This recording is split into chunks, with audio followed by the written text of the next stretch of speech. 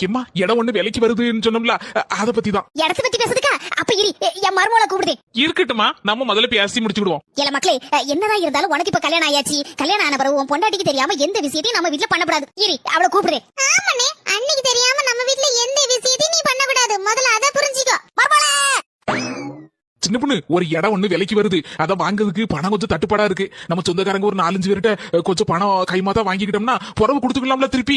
இடம் வாங்குறதுலாம் நல்ல விஷயம் தான். ஆனா கடன் வாங்கணும்னு சொல்றீல்ல, அதுதான் கொஞ்சம் இடிக்கி.